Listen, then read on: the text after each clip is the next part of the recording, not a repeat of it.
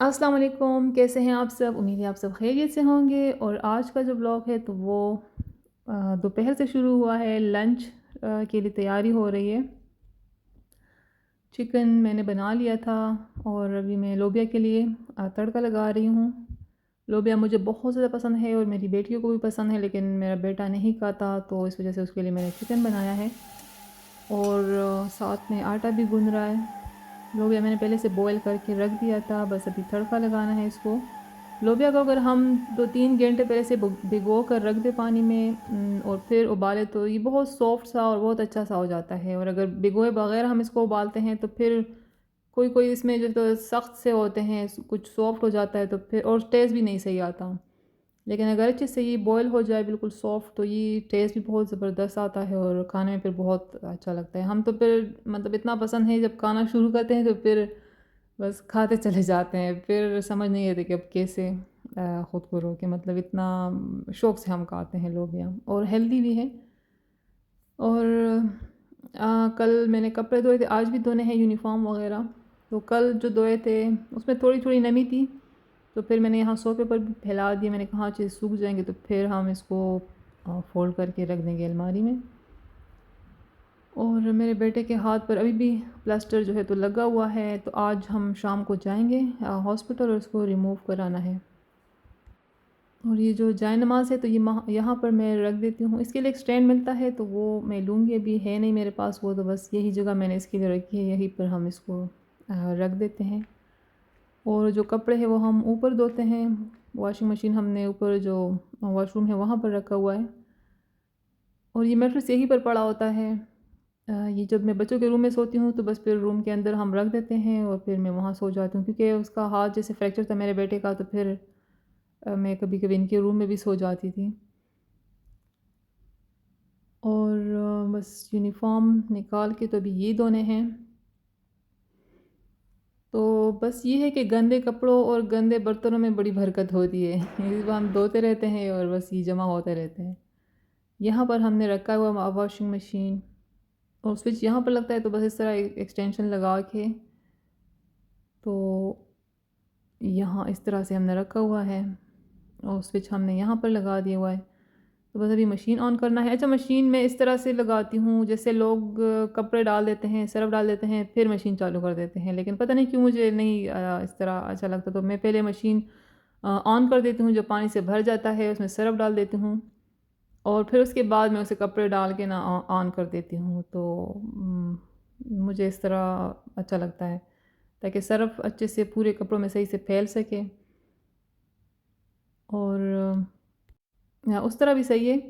अच्छा, ये इस तरह जब मैं करती हूँ ना, तो इसमें फिर ये है कि आपको बैठना पड़ता है, जब तक मशीन भर ना जाए, जब तक आप इसमें कपड़े डाल ना दो। क्योंकि फिर कभी-कभी इस तरह हो जाता है कि हम भूल जाते हैं, मशीन लगा के पानी से भर जाता है और याद नहीं रहता, तो फिर वो पानी ज़ाया हो जाता है। तो इसलिए फिर यहाँ इसमें ये करना है कि फिर बैठना पड़ता है। जैसे अभी मैंने इसमें सर्फ़ भी डाल दिया है, 1-2 बार घुमा के इस तरह से, बस अब मैं इसमें कपड़े डाल दूँगी और फिर जो है तो बस कपड़े धुलते रहेंगे। ये इसलिए कि सर्फ़ अच्छे से ना मिक्स हो जाए इसमें। और एक पोस्ट पढ़ा था कहीं पर कि if you think you are alone, you are wrong, because laundry is always there for you. तो वाक़ई में लॉन्ड्री और बस ये कभी ख़त्म ना होने वाले काम है। तो बस कपड़े धुल रहे हैं, और बच्चों ने कहा कि हमें कस्टर्ड खाने को दिल कर रहा है, तो उनके लिए फिर मैंने कहा कस्टर्ड मैं बना लेती हूँ। तो अभी मैं जेली बना रही हूँ। जेली और कस्टर्ड मैंने बना लिया था, फिर मैंने उनको बोला कि अब आपने ख़ुद जो करना है इसके साथ आप करो, जैसे भी आपने बनाना है। तो कस्टर्ड मैं कई बार बना चुकी हूँ और कभी भी इस तरह नहीं हुआ कि ये जैसे लोग कहते हैं पानी पानी सा हो जाता है, तो इस तरह कभी हुआ ही नहीं था। और एक बार जैसे एक शामत की बात होती है ना, तो गेस्ट आए थे हमारे घर। कर्नल साहब है हमारे, जो है तो फैमिली मेम्बर है, मेरी अम्मी और मेरी खाला के जो है तो वो लगते हैं, खाला के बेटे लगते हैं, तो वो हमारे घर आए हुए थे पिछले साल। तो उस दिन मैं चाह रही थी कि मैं हर चीज़ ना बड़े परफेक्ट बनाऊँ और बहुत अच्छे से और टेस्टी बनाऊँ। तो उस दिन भी मैंने कस्टर्ड बनाया था। तो तो वो जो है ना थोड़ा इस तरह उसमें गड़बड़ हो गई थी। पता नहीं मुझे समझ नहीं है कि क्या हुआ, लेकिन समझ जो मुझे आई वो ये कि जैसे मैंने थोड़ा थिक लग रहा था तो मैंने बाद में थोड़ा-सा उसमें मिल्क ऐड कर दिया था, तो शायद इस वजह से। वरना तो हम बनाते हैं, फ्रूट डालते हैं, फ्रिज में पड़ा रहता है पूरा दिन, कभी भी पानी-पानी नहीं हुआ। लेकिन उस दिन तो बस शाम के वक़्त जब मैंने फ्रिज से निकाला सुबह के वक़्त जैसे मैंने बनाया था और शाम के वक़्त मैंने सर्व करना था, तो वो उसमें जैसे बिल्कुल नरम-नरम सा हो गया था, तो बड़ी मुझे शर्मिंदगी हुई कि ये क्या हो गया? तो बस कभी-कभी इस तरह से जो है ना हो जाता है। और उस दिन रोटियाँ भी मुझसे नहीं सही बन पा रही थी। तो ये बड़े शामत की बात होती है ना कि वैसे हर चीज़ परफ़ेक्ट बन रही होती है और जो आप ख़ास कोशिश करते हो किसी चीज़ के लिए कि ये परफ़ेक्ट बने, तो फिर उस दिन जो है ना गड़बड़ हो जाती है। तो बस ये होता रहता है लाइफ़ में। और शाम की चाय मैंने बना ली, कस्टर्ड भी ठंडा हो गया है और जेली भी सही ठंडी हो चुकी है। तो बाकी बच्चों पे मैंने छोड़ दिया था कि वो आप लोगों ने जो करना है वो आप आगे खुद से करो इसको, जैसे भी आप लोगों ने बनाना है।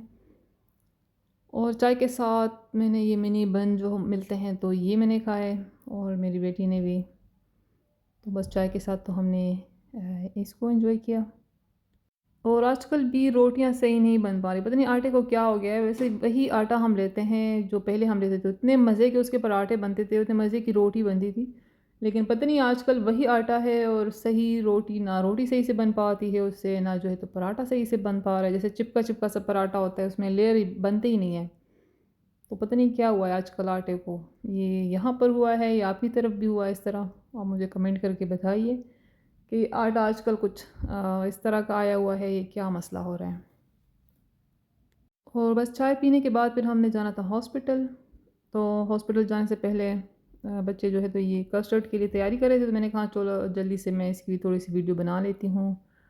तो उन्होंने इस तरह से बिस्किट जो है तो चूरा कर दिया हुआ था, थोड़ा सा बटर इसमें ऐड किया और इसकी लेयर लगाई पहले एक बाउल में।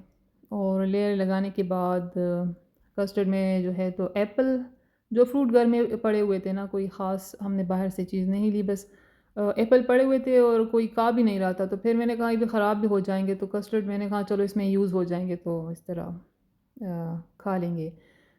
तो बस सिर्फ एप्पल डाले थे और हाँ जेली, और इस तरह एक लेयर लगा के अच्छे से सेट करना होता है इसको।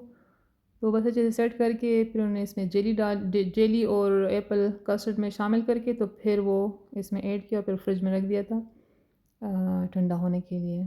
तो बस बहुत मज़े का बन के तैयार हुआ था। अगले दिन भी वैसे ही था जैसे कि पहले दिन था, ना पानी पानी हुआ ना कोई इसमें गड़बड़ आई, बस सही शेप में था।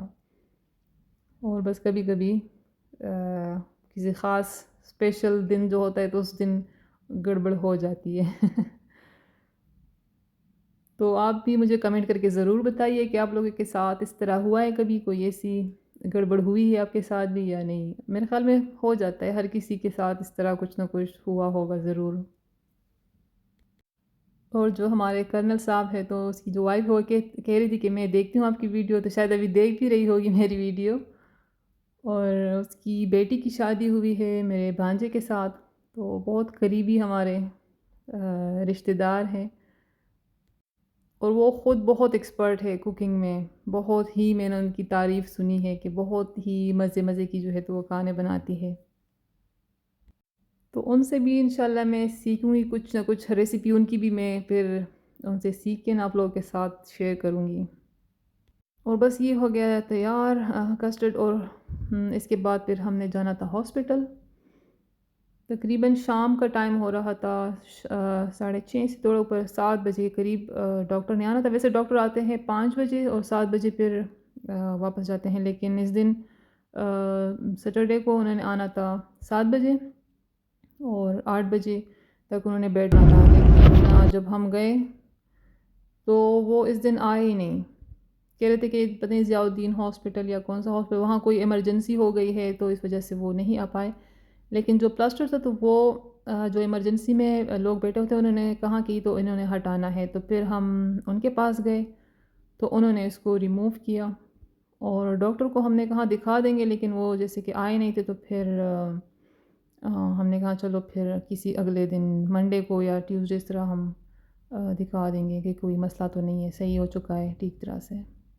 और ये प्लास्टर रिमूव करने के लिए जो मशीन यूज़ होता है ना, उसको तो देख के बंदे को डर लग जाता है, लेकिन कहते हैं कि जब वो स्किन के साथ टच होता है तो वो जो है ना स्टॉप हो जाता है खुद ब खुद ही।